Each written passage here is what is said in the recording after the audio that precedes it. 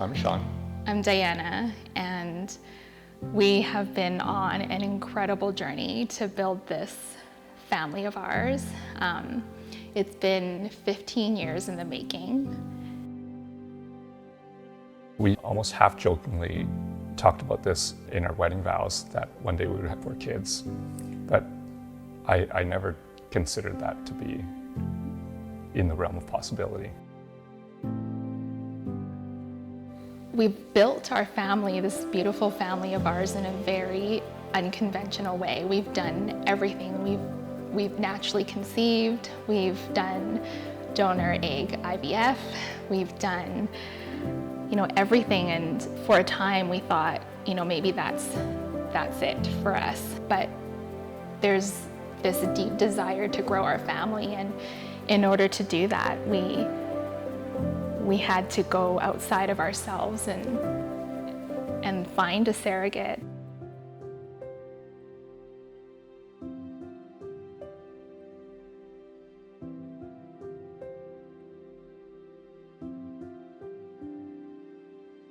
I'm Jenny. And I'm Nick, and we had the honor to be the surrogates for Sean and Diana for their 4th child. Oh, good job. For the past 10 years, I've always, longer than 10 years, I would say 18 plus years, I've always felt a very strong desire to be a surrogate. And I kind of talked to friends about it way back when. I was like, oh, I'd love to be a surrogate. I'd love to be pregnant. Because early on in the relationship with Nick, we kind of knew we didn't want kids, but I always had this morbid curiosity about what pregnancy was like. It was also just the chance to give back. It was an opportunity to do something that someone else couldn't do, and I have the means to do it, and if I got the opportunity, then I was kind of the opinion, why not?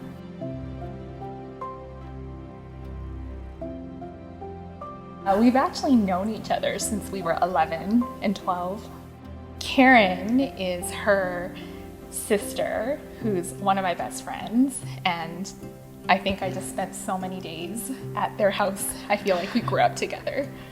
We had 2 prior surrogacy journeys for friends of ours, 4 years ago and 2 years ago, and we were pretty sure after the second one that we were done. I just kind of had this feeling, after a couple months, I was like, I don't know, I just feel like I'm not quite done yet.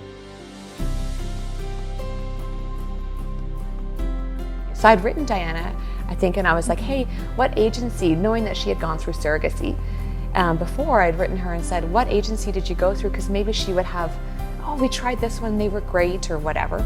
So when we connected, you were like, oh, would you consider? And I was like, would you consider me? And then it was like, destiny. Okay. First one. Injection. Done.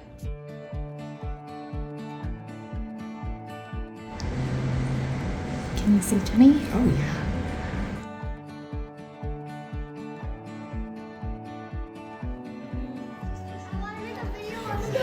Oh my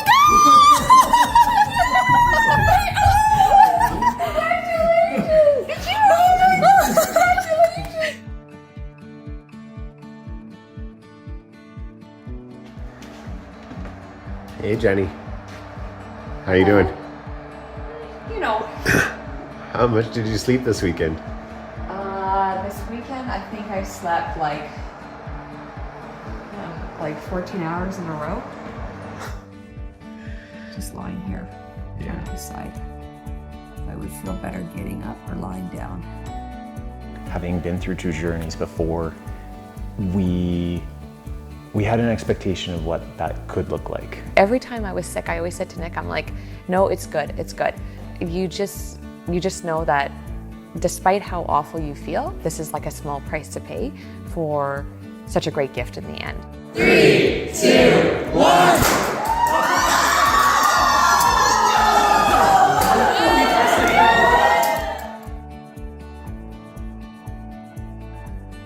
It was so cool. Remember how I told you a couple days ago that any day now we're going to see baby move? Yeah. Okay, hadn't seen it yet. Kicks all the time. Saw Diana today and went to lie down on the couch because I was like, you can probably feel baby. He kicked. Oh, no way. Whatever he did. Ha! Yes, for the first time we got to see it together. Oh, awesome. Oh, that must have been very exciting. Yeah, I was like that. I was like, he timed it perfectly.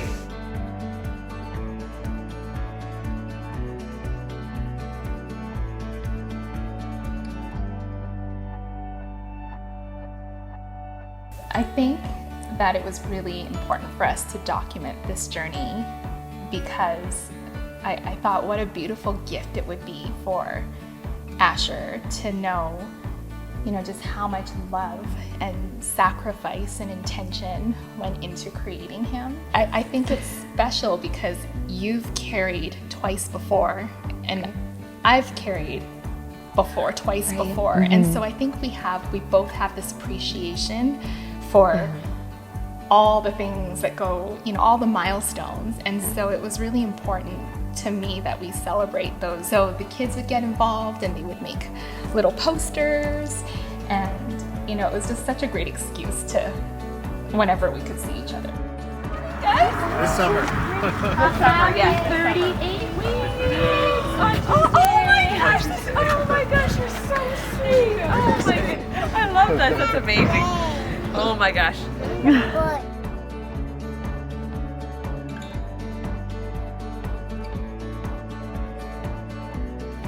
Hey Adam, Lexi, Gucci. Hey, come here. I need you guys to help pack for the hospital. Can you help? I can't believe your brother's gonna be this big. Oh, what do you think? She's helping putting it on.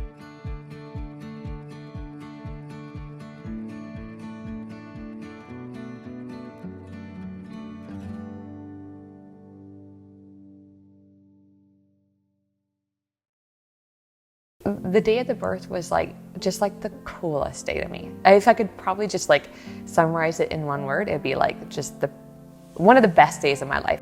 All right, it's happening.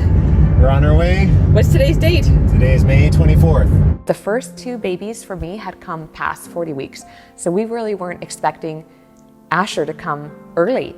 I was in the middle of a massage at home and Sean was playing tennis, so we were both tied up, and meanwhile our phones were blowing up and Jenny and Nick were trying to get a hold of us. Eventually we were notified that Jenny's water had broke and that they were on their way to the hospital, so that's when everything that we had prepared for that day just kind of kicked in and the adrenaline rush.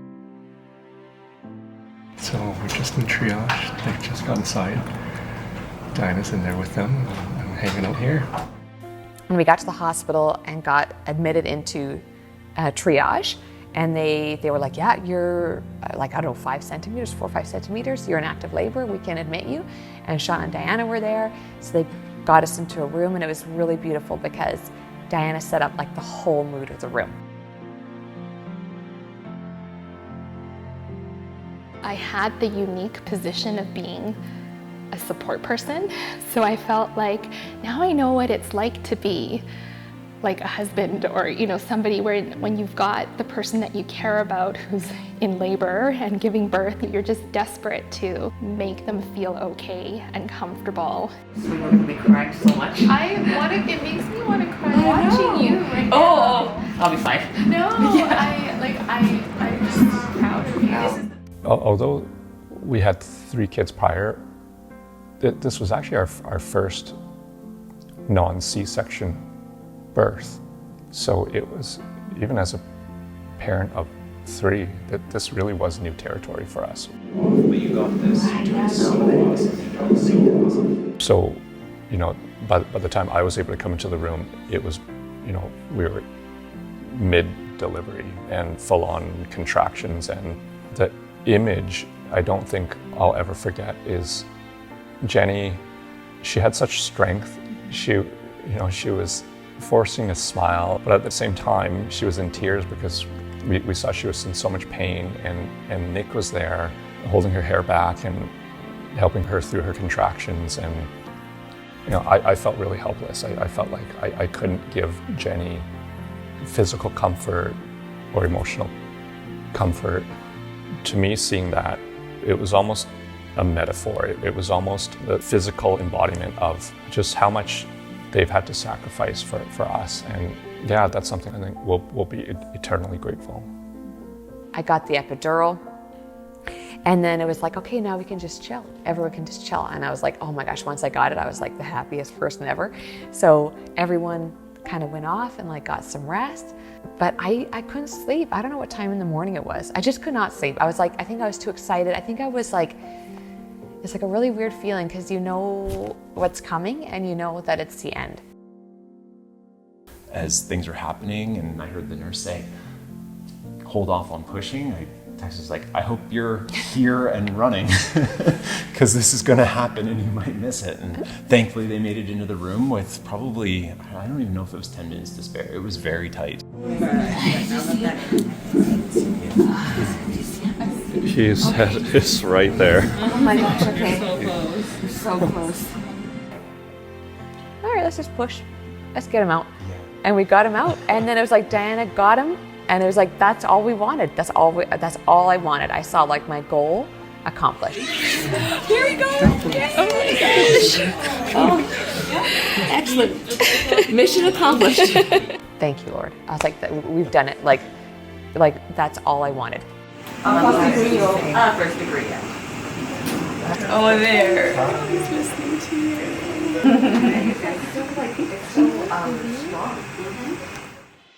Being an intended parent and not being the one to carry the baby meant that although there were lots of things I could do externally, there wasn't anything I could do physically, it felt. And just preparing my body for breastfeeding allowed me to be connected to baby in that way, and it gave me a purpose, and it made me feel like I could do something for him physically. One of the moments that I cherish so much and that I dreamt about is the moment that I'd be able to bring him to me and be able to know that I worked all these months, and it was just so worth it to be able to put him on me and be able to bond with him in that way.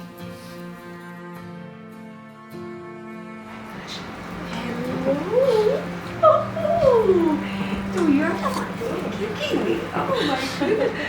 Oh, he's so tiny. Oh, he's He's the perfect size. Oh, I know.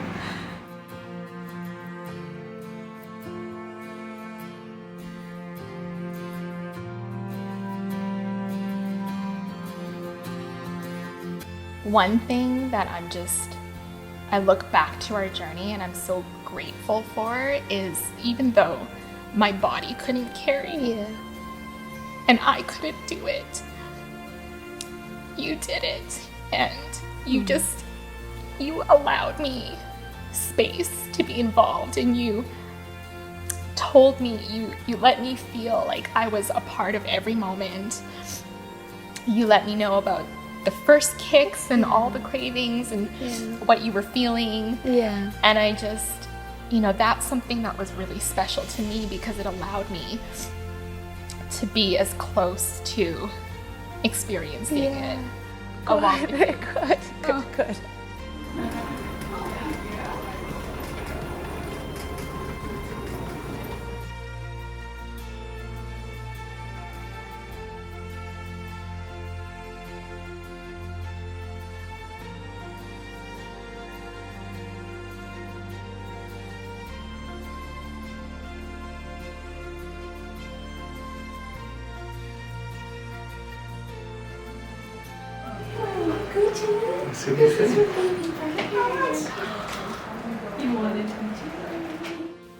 Now that Asher's home, something I look back and reflect on and I'm so appreciative of is the fact that we were able to involve our kids in this journey as well.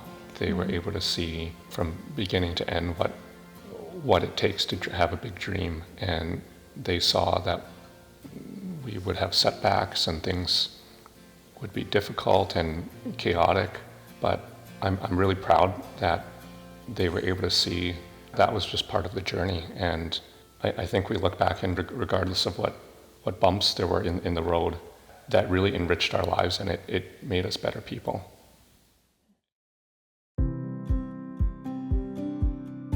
Dear Asher, Our journey to bringing you home has been 15 years in the making.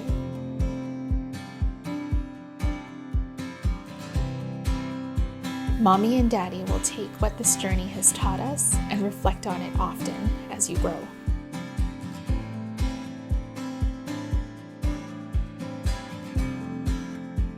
Thank you for teaching us some of life's most beautiful lessons and showing us how to embrace challenges, the importance of holding gratitude in our hearts, and to find the courage to dream big.